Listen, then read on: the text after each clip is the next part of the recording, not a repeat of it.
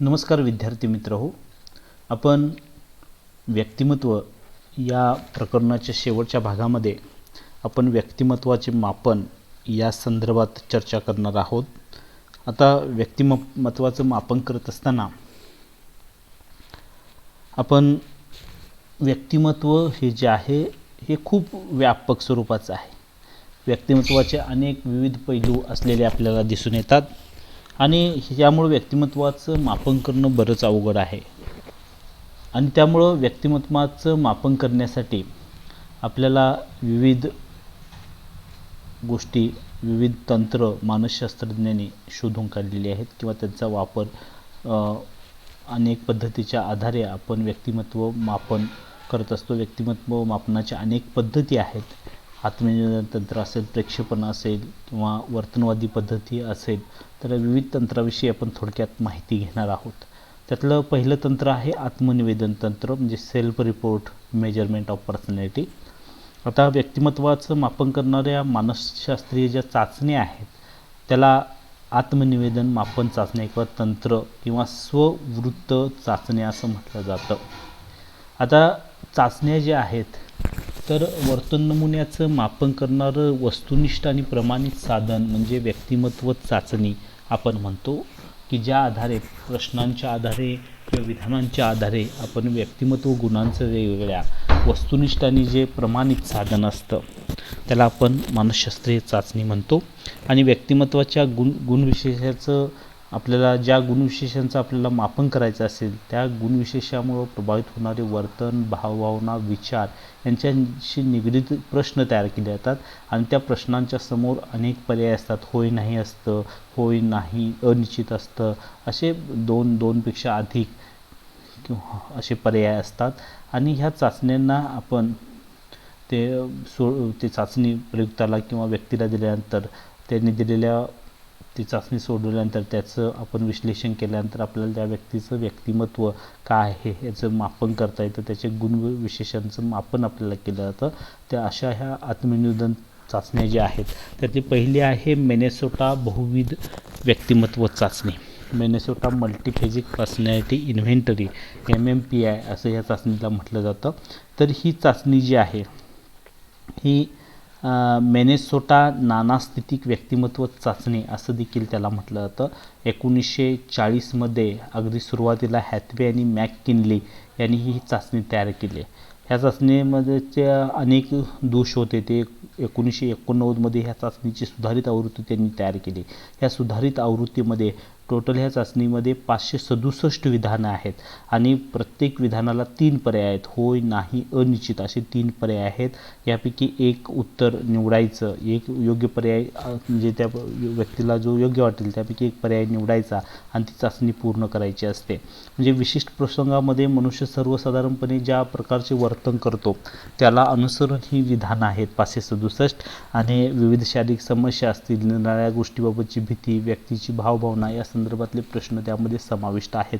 आणि ते समाविष्ट प्रश्न म्हणजे त्यामध्ये आपण त्याला योग्य पर्याय निवडायचा आणि ती चाचणी पूर्ण करायची असते. आणि त्याचबरोबर ह्या चाचणीमध्ये टोटल 10 उपघटक आहेत. ही चाचणी 10 उपघटकामध्ये विभागलेली आहे. म्हणजे पहिला घटक जो आहे प्रकृती चिंताग्रस्तता, दुसरा अवसाद, हिस्टेरिया, मनोविकृती विचलन, स्त्रीत्व, पुरुषत्व, प्रमाणित विभ्रम विकृती, मनोक्षीणता, छिन्नमनस्कता, उन्माद किंवा सामाजिक दुर्बलता असे 10 वेगवेगळे उपघटक या चाचणीमध्ये आहेत. आणि त्या घटकांचं मापन त्या चाचणीद्वारे करता येतं. म्हणजे आपल्या दैनंदिन जीवन जगत असताना स्वतःचं आरोग्य, लैंगिकता, धार्मिकता, राजकीय किंवा सामाजिक संबंध, विविध अभिवृत्ती, शैक्षणिक, व्यावसायिक, कौटुंबिक किंवा तसेच वैवाहिक जीवनातील जे प्रश्न निर्माण होतात, ज्या समस्या निर्माण होतात त्याविषयीची मतं ह्या चाचणीच्या आधारे आपल्याला सहज आजमावता येतात. तर ही मिनेसोटा मल्टीफेजिक पर्सनॅलिटी इन्व्हेंटरी. दुसरं आहे कॅटेलची 23 पर्सनॅलिटी फॅक्टर इन्व्हेंटरी. तर सुरुवातीला ही चाचणी जी आहे तर 16 पर्सनॅलिटी फॅक्टर इन्व्हेंटरी अशा नावानं ओळखली जात होती. कॅटेल यांनी 1965मध्ये त्यांच्या व्यक्तिमत्व सिद्धांतावर आधारित ही चाचणी तयार केलेली आहे. तर ह्या चाचणीमध्ये 1995मध्ये या चाचणीमध्ये रेमंड कॅटेल आणि कॅरॉल कॅटेल आणि हिटर यांनी 16 PFमध्ये सुधारणा केल्या. आता 16 PFमध्ये म्हणजे त्यामध्ये सुरुवातीला 16 घटक होते, त्याऐवजी 23 घटकांचा म्हणजे आणखी त्यामध्ये 4 आणि 3 7 घटक वाढवण्यात आले, म्हणजे 7 घटकं ॲड करण्यात आले नंतरच्या सुधारित आवृत्तीमध्ये. म्हणजे पुढे 1999मध्ये मेरिल रसेल आणि कॅरॉल कॅटेल यांनी तिसरी आवृत्तीसुद्धा प्रसिद्ध केली. यामध्ये ABCDE असे 5 घटकामध्ये या चाचणीची ह्या सुधारित तृतीय आवृत्तीमध्ये विभागणी करण्यात आलेली आपल्याला दिसून येते. यामध्ये विधानांची संख्या 150 इतकी, 150 इथं चुकून 105 झालेला आहे, तर 150 इतकी ह्या चाचणीमध्ये विधानांची संख्या असलेली पाहायला मिळते. आणि ह्या प्रत्येक विधानाला होय, नाही, अनिश्चित असे 3 पर्याय आहेत. त्या 3पैकी कोणताही एका पर्यायाला टिक मार्क करून उत्तर निवडायचे असतं आणि त्याद्वारे आपल्या व्यक्तिमत्वाचं मापन हे सहज करता येतं. याशिवाय हे आत्मनिवेदन चाचण्यामध्ये निओपिया आहे किंवा एडवर्डची व्यक्तिमत्व चाचणी, कॅलिफोर्निया CPI आहे, अशा अनेक विविध हजारो चाचण्या, व्यक्तिमत्व चाचण्या मानसशास्त्रज्ञांनी तयार केलेल्या आहेत. या चाचण्याच्याद्वारे आपल्याला व्यक्तिमत्वाचं अचूक मापन करणं हे शक्य होतं. दुसरं आहे प्रेक्षेपण नंतर प्रोजेक्टिव्ह टेक्निक्स.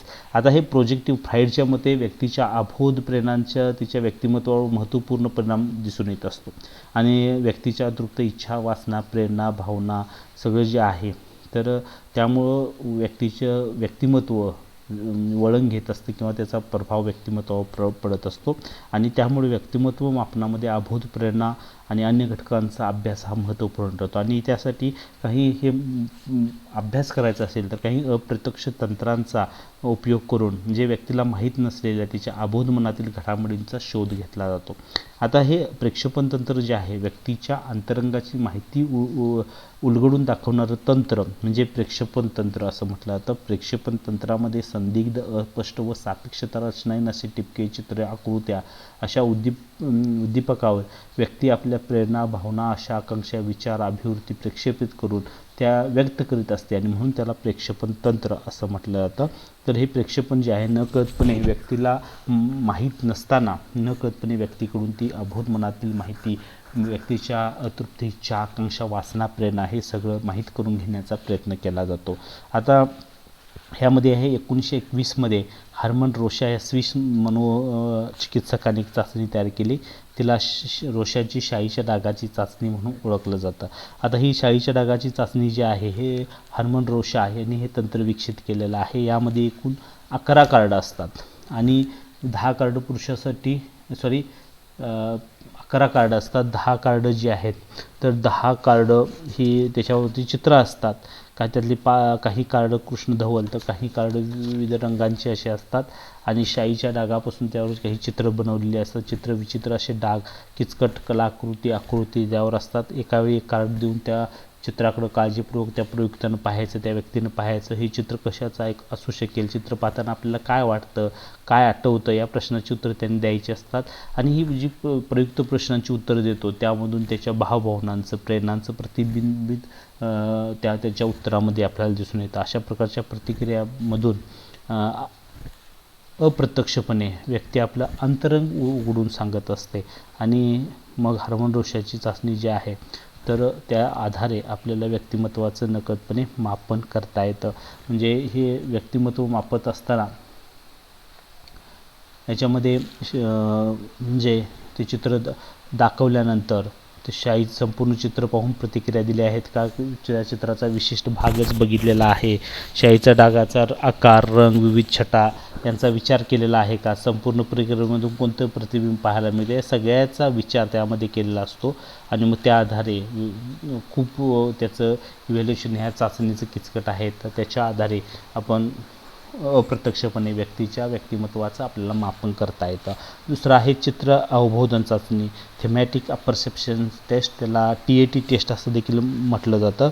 तर मॉर्गन आणि हेनरी मरे यांनी 1938मध्ये ही चाचणी तयार केली आणि यामध्ये एकूण 31 कार्ड असतात.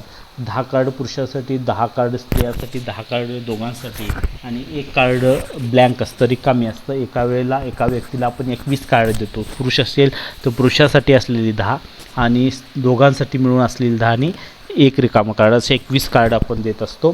तर ह्या प्रत्येक कार्डवरती एक चित्र रेखाटलेलं असतं. हे चित्र दाखवल्यानंतर त्या चित्र पाहून एखादं कथानक त्या व्यक्तीनं बनवायचं असतं, एखादी गोष्ट तयार करायची असते आणि त्या गोष्टीचं नंतर सगळे 20 कार्ड दाखवल्यानंतर त्या प्रत्येक कार्डवरून छोटीशी गोष्ट तयार केली जाते आणि नंतर ते रिकामं कार्ड दाखवल्यानंतर एखादं चित्र त्याच्यावर काल्पनिक सुचवायचं आणि त्याच्यावरून एखादी गोष्ट तयार करायला सांगितली जाते आणि त्या आधारे व्यक्तीच्या अंतरंगाची, त्याच्या सगळ्या अंतरंगामध्ये दडलेल्या गोष्टींचा उलगडा त्या चित्राच्या विश्लेषणावरून आपल्याला करता येतो. त्याला प्रेक्षेपण तंत्र असं म्हटलं जातं. त्यानंतर वार्तनिक मापन म्हणजे आपण व्यक्तिमत्व मापनाची ही अप्रत्यक्ष तंत्र बघितली. तर व्यक्तिमत्व विषयक जे अध्ययन सिद्धांत मांडणाऱ्या मानसशास्त्रज्ञांनी ह्या वार्तनिक मापनाला महत्त्व दिलेलं आहे. ह्या वार्तनिक मापन म्हणजे व्यक्तीच्या वर्तनाचं प्रत्यक्ष मापन करण्याच्या पद्धती, म्हणजे निरीक्षण तंत्राद्वारे, निरीक्षणात्मक संशोधनाद्वारे व्यक्तिमत्वाचं स्वरूप स्पष्ट करणं, विविध गुणविशेषांचं वर्णन करण्यासाठी आपण वार्तनिक मापन केलं जातं. म्हणजे लोकांचं वर्तनाचं नैसर्गिक परिस्थितीमध्ये निरीक्षण करणं, जसं घडत आहे तसं निरीक्षण करून वार्तनिक मापन केलं तर म्हणजे कामाच्या ठिकाणी असेल, शाळेमध्ये असेल, घरी असेल, महाविद्यालयामध्ये असेल तर स्वाभाविक पडणाऱ्या घडणाऱ्या वर्तनाचं मापन केलं जातं, निरीक्षण केलं जातं. काही वेळेला प्रयोगशाळेमध्ये नियंत्रित वातावरणामध्ये सुद्धा निरीक्षण केलं जातं, व्यक्तिमत्वाचं मापन केलं जातं. म्हणजे कोणत्याही परिस्थितीमध्ये जर वर्तनाचं निरीक्षण केलं तरी जास्तीत जास्त वस्तुनिष्ठ कसं होईल याचा प्रयत्न ह्या वार्तनिक मापनामध्ये केला जातो. निरीक्षणामध्ये संख्यात्मक कसा आधार देता येईल यावर भर दिला जातो, याकडे लक्ष दिलं जातं आणि त्या आधारे मापन करण्याचा प्रयत्न केला जातो. म्हणजे व्यक्तिमत्व मापनाची सगळी आपण जी तंत्र बघितली, आत्मनिवेदन तंत्र असेल, प्रेक्षेपण तंत्र असेल किंवा हे वार्तनिक मापन असेल, हे म्हणजे सगळी जे आहेत तर हे व्यक्तिमत्व मापनाची पूर्णपणे काटेकोर किंवा निश्चित स्वरूपाची ही साधने नाहीत. तर मानवी वर्तनाचं स्वरूप अत्यंत गुंतागुंतीचं, क्लिष्ट आणि एकदम संकीर्ण आहे आणि त्यामुळं कोणत्याही एका पद्धतीद्वारे व्यक्तिमत्वाचं मापन करणं हे एकांगी ठरेल किंवा संपूर्ण मापन करणं शक्य होणार नाही आणि त्यामुळे ह्या सगळ्यांचा सर्वांगीण वापर करून आपल्याला व्यक्तिमत्वाचं मापन करणं सहज, सुलभ होतं, शक्य होत असतं. तर आपण यामध्ये व्यक्तिमत्व प्रकरणामध्ये हा शेवटचा भाग बघितलेला आहे, व्यक्तिमत्वाचं मापन. धन्यवाद.